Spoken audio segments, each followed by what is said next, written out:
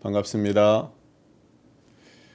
오늘 우리가 함께 할 소태산 대종사님의 은혜의 법문은 대종경 요음품 2장입니다. 대종사 말씀하시기를 수도인이 구하는 바는 마음을 알아서 마음의 자유를 얻자는 것이며 생사의 원리를 알아서 생사를 초월하자는 것이며 제복의 이치를 알아서 제복을 임의로 하자는 것이니라. 오늘 설교는 수도인이 구하는 바 두 번째인 생사의 원리를 알아서 생사를 초월하자는 내용에 대해서 함께 하고자 합니다. 먼저 생사의 원리가 무엇인지 생각해 보겠습니다. 생사, 낳고 죽는 일인데요. 거기에 원리가 있다는 것입니다. 생사에 무슨 원리가 있을까요? 원리는 사물의 근본이 되는 이치를 말합니다. 모든 사물에 적용되는 공통 분모와 같은 것이 원리입니다. 수학을 세계인의 공통 언어라고 말하는데요.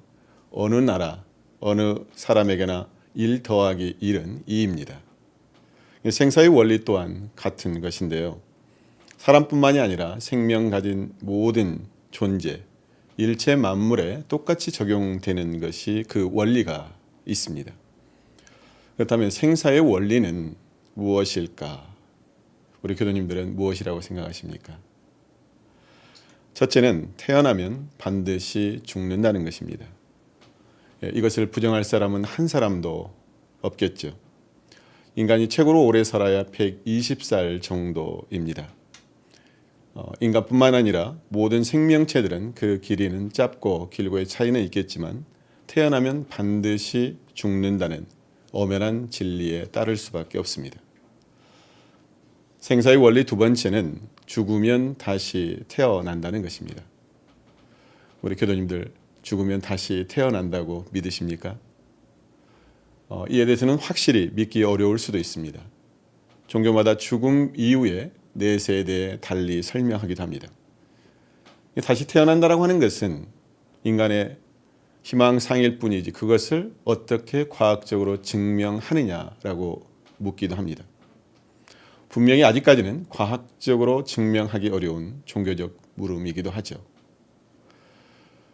그런데 우리는 태어남이 있으면 반드시 죽는다는 사실을 100% 믿습니다. 우리가 한 생명만 보면 죽음이 끝인 것처럼 보입니다. 그러나 온 생명, 전체 생명의 입장에서 보면 죽는다고 해서 그것이 아주 없어지는 것이 아니라 또 다른 곳에서 태어남이 있다는 것이죠. 태어나면 언젠가는 죽게 됩니다. 그런데 죽으면 다시 또 태어납니다. 생사는 이렇게 끊임없이 변화합니다. 그래서 소태산 대종사님께서는 생사는 가고 오는 것이고 옷을 갈아입는 것과 같고 해가 뜨고 지는 것과 같다고 했습니다. 그래서 인간의 생사는 단지 변화의 과정일 뿐이다. 이렇게 말씀드릴 수 있죠. 또한 소태산 대종사님께서는 생로병사의 이치가 추나추동의 변화의 이치와 같다고 말씀하십니다.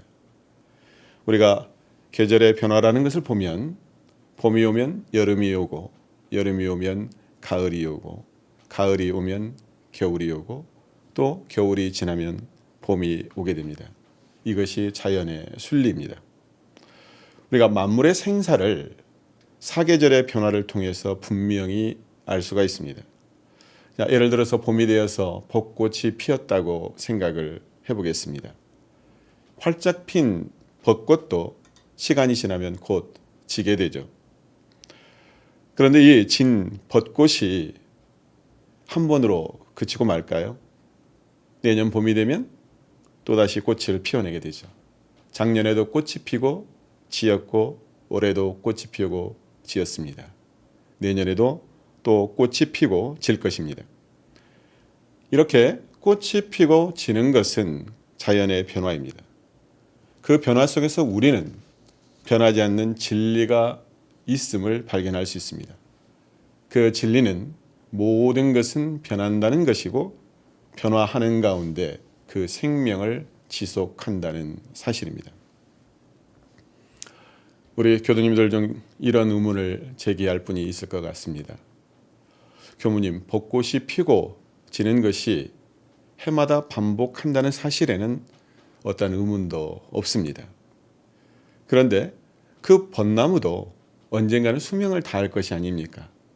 그 벚나무가 천년만년 사는 건 아니지 않습니까? 그렇죠. 벚나무도 수명이 있습니다. 500년, 1000년을 사는 나무도 있지만 몇천 년을 사는 나무는 없습니다.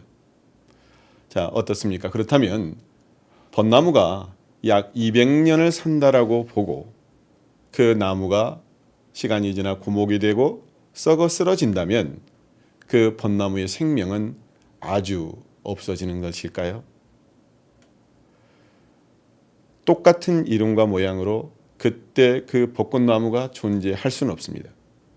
저를 보더라도 지금의 나는 어제의 나라고 볼 수가 없습니다. 몸도 생각도 끊임없이 변화하죠.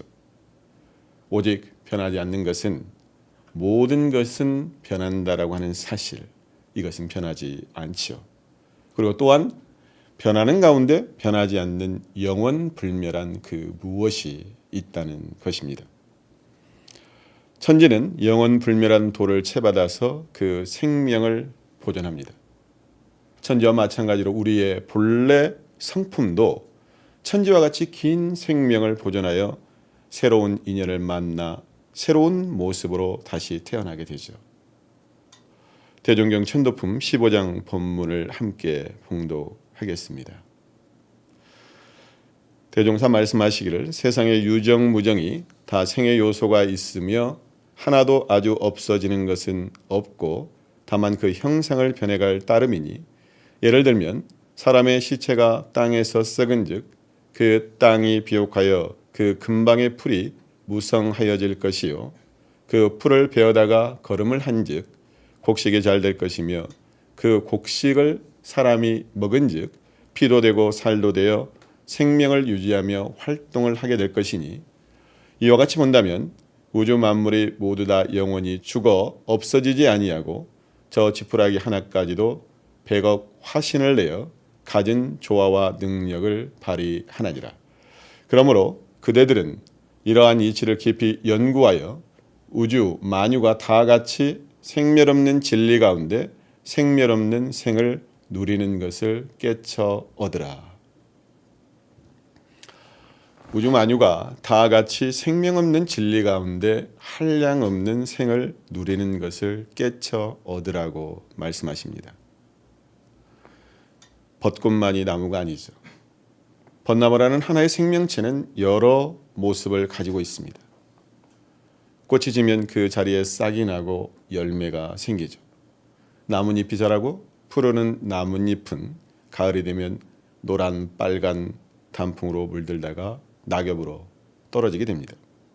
그 낙엽은 거름이 되어 다시 뿌리로 돌아가서 나무에게 생명의 에너지를 공급해 주죠. 이렇게 하나의 생명은 여러 모습으로 변화합니다.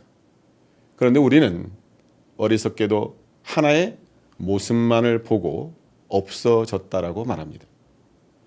이렇게 변하는 모습을 보면 그것을 고정하여 뭐라 말할 수가 없다라고 하는 거죠.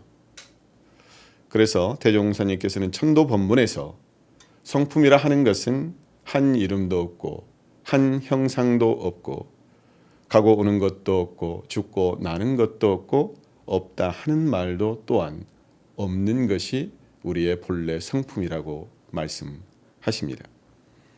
한마디로 생사의 원리는 태어남이 있으면 반드시 죽고 죽으면 다시 태어나는 것이고 변하는 가운데 변하지 않는 본래 성품을 깨치는 것, 이것이 성품의 원리를 알았다고 하는 것이죠. 우리 교도님들 중 이런 의문을 가질 수 있습니다. 교무님, 어떻게 다시 태어납니까? 저는 이렇게 말씀드리고 싶습니다. 어떻게 다시 태어나는가, 이러한 걱정일랑 하지 마시기 바랍니다. 생사거래는 진리에 맡겨버리면 됩니다. 진리에 따르면 됩니다. 천도 본문에도 이렇게 말씀하십니다. 무의이와 자동적으로 생겨난다. 이론상의 진리장에서도 공정영지의 광명을 따라 생겨난다고 하셨습니다. 우리가 다시 오시는 길은 내가 어찌할 수 있는 상이 아닙니다. 진리에 맡겨 버리면 됩니다. 저 이론상 부처님께서 하시는 역할입니다. 돌아가신 영가께서는 오직 성불제정의 서원을 세우시고 청정일념으로 진리에 합일하는 일이 가장 중요한 일입니다. 자, 이제 생사를 초월하자고 했는데 생사초월은 과연 어떠한 경지일까요? 초월이라는 말은 뛰어넘는다는 것입니다. 그런데 생사초월은 생에도 초월하고 사에도 초월해야 한다는 의미가 있습니다. 자, 그렇다면 생을 초월한다는 것은 어떻게 하는 것일까? 생을 초월한다라고 하는 것이 태어남을 초월한다는 것일까요? 생은 태어남을 초월한다는 것이 아니라 생에 대한 욕구를 초월한다는 것이 정확한 의미입니다. 참호 속에 무신론자는 없다라는 말이 있습니다. 총알이 빗발치는 참호는 언제 죽을지 모르는 상황이죠. 이렇게 긴박한 상황에서는 그 누구도 신을 찾지 않을 수 없고 기도할 수밖에 없습니다. 어떤 특정한 종교에 소속되어 있지 않다 하더라도 죽음을 앞두고는 무언가에 의지하고 구원과 해탈을 바라는 것이 인간의 종교적 심성이고 그래서 인간을 종교적 인간이라고 부르는 이유이기도 합니다. 죽음을 미리 준비할 수 있다는 것도 어쩌면 큰 복에 해당됩니다.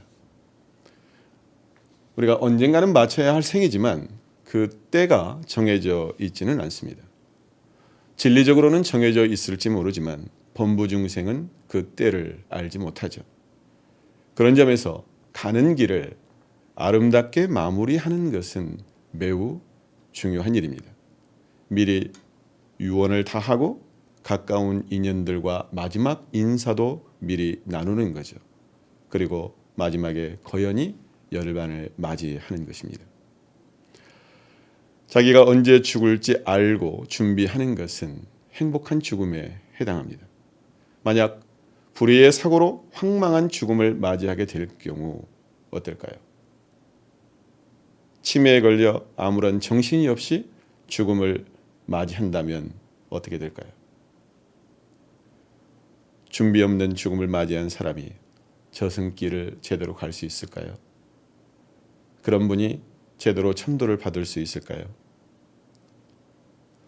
이제 생사를 초월한다는 의미를 함께 생각해 보겠습니다.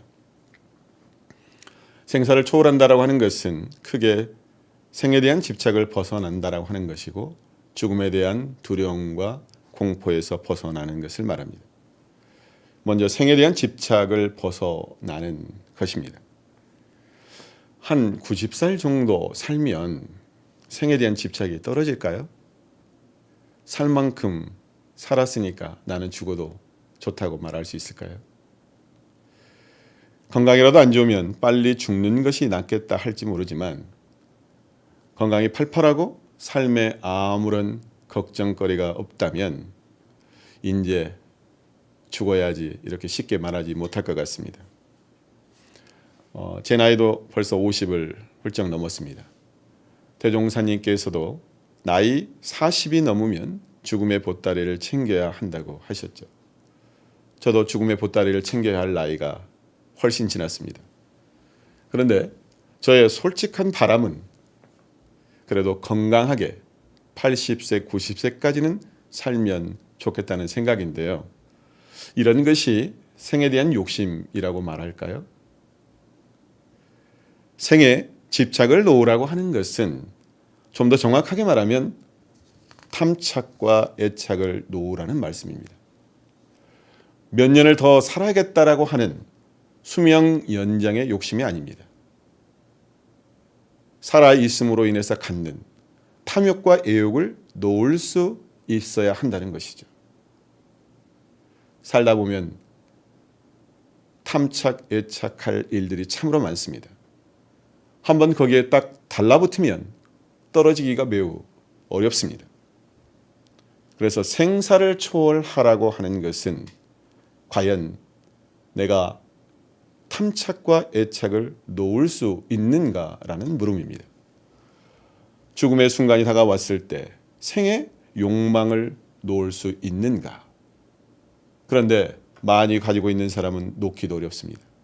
벌어놓은 재산이 많은 사람, 사랑하는 사람이 있는 사람, 높은 지위와 명예를 가지고 있는 사람, 있는 만큼 가진 만큼 내려놓기가 어렵습니다.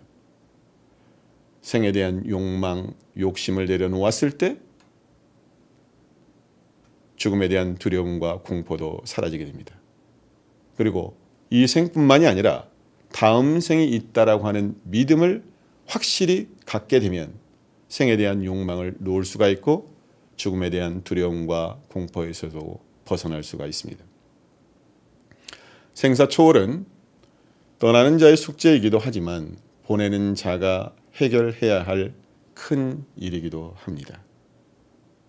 잘 보낼 수 있어야 잘 떠날 수가 있는 거죠.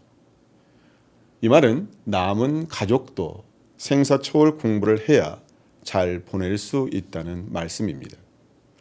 잘 보낼 때 잘 갈 수 있고 잘 갔을 때 잘 올 수 있는 것이 생사거래의 밝은 지혜이죠. 자, 떠나려고 하는데 계속 잡으면 어떻게 될까요? 마음이 안타깝고 미안하고 거기에 마음이 묶여 버릴 수가 있죠. 떠나는 사람이 착심이 있어서 못 떠나기도 하지만 보내는 사람이 착심이 있어 보내지 못하는 경우도 있다는 것입니다. 그렇기 때문에 우리는 평소 생사 연막 공부를 하고 생사 초월 공부를 해서 잘 떠날 수도 있어야 하고 잘 보낼 수도 있어야 합니다. 우리의 최종 목표는 생사 자유입니다. 생사 초월과 생사 자유, 어느 쪽이 더 높은 경지라고 말할 수 있을까요? 초월이 묶이지 않는 경지라면 자유는 말 그대로 자유자재하는 경지를 말합니다. 초월이 집착과 두려움으로부터 벗어나는 것이라면 생사 자유는 생사를 내가 선택할 수 있는 자유입니다. 생사 자유는 태어나고 싶은 곳에 태어나고 죽음의 시간과 장소까지도 선택할 수 있는 자유입니다. 그런데 이 생사 자유는 아무나 얻을 수 있는 것이 아니라 불보살의 법력을 갖췄을 때 생사 자유가 가능합니다. 어느 교무님께서 마지막 병마와 싸우시면서 이렇게 말씀하셨다고 들었습니다. 생사에 집착은 없는데 가는 것에 자유하기가 참 어렵다. 그 이유는 뭘까요? 육체의 고통으로 인해 영을 날리고 싶어도 마음대로 되지 않는 거죠. 육신에 대한 업장이 남아있기 때문입니다. 어느 교도님 한 분이 있었습니다. 이분은 조석신고, 연불, 자선, 법회 출석 등 하나도 빠짐없이 공부길을 밟으셨던 분인데요. 그런데 이분이 급성 간암으로 20여일 만에 열반을 맞이하게 되었습니다.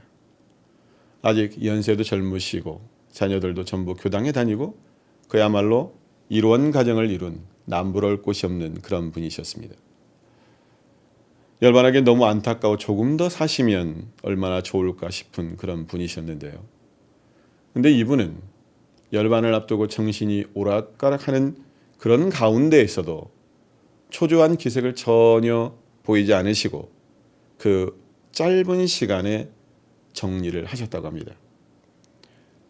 재산 정리, 마음 정리, 인연 정리를 하신 거죠. 그리고 또 자녀들에게 유언하시기를 생사가 두려하니다. 갔다 와서 이 공부 마저 하련다. 이번 만났을 때 공부 열심히 해라. 이렇게 자식들에게 당부하시면서 편안하게 돌아가셨다고 합니다. 어떠십니까? 그래도 이번 만나 이 공부를 했기 때문에 죽음에 초연할 수 있으셨죠. 죽음을 변화로 알고 다음 생을 잘 준비하실 수 있었던 겁니다. 이런 분은 생사에 끌려가는 것이 아니라 최소한 생사를 초월한 것으로 볼 수 있습니다. 우리가 생각으로만 아는 것이 아니라 억지로 끌려가지 않고 초연하게 갈 수 있다면 그것이 바로 생사 초월이라고 저는 생각합니다. 자, 그렇다면 생사를 초월하고 생사의 자유를 얻는 방법은 무엇이 있을까요? 소태산 대종사님의 가르침에 의하면 자선과 염불의 공덕의 그 답을 밝히고 있습니다.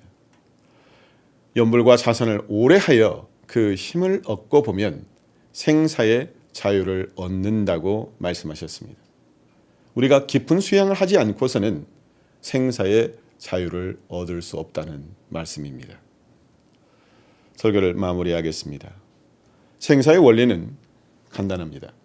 태어남이 있으면 죽음이 있고 죽음은 끝이 아니라 다시 태어나는 것입니다. 변하는 생사의 원리를 알면 생에도 사에도 집착할 필요가 없습니다. 생에 대한 욕망과 죽음에 대한 두려움과 공포에서 벗어날 수 있습니다. 생사 초월은 생사라는 거대한 변화를 그대로 받아들이는 것입니다. 생사 자유는 마음의 힘을 얻은 불보살들이 가는 길입니다. 누구나 태어남이 있으면 반드시 죽음을 맞이합니다. 죽음은 싫다고 해서 피해지는 것이 아닙니다. 오는 순서는 있지만 가는 순서는 정해지지 않았습니다. 준비하는 사람은 죽음에 다다랐을 때 초연히 받아들일 수가 있습니다. 생사에 초월하고 생사에 자유하는 우리 공부인들 되시기를 염원합니다. 감사합니다.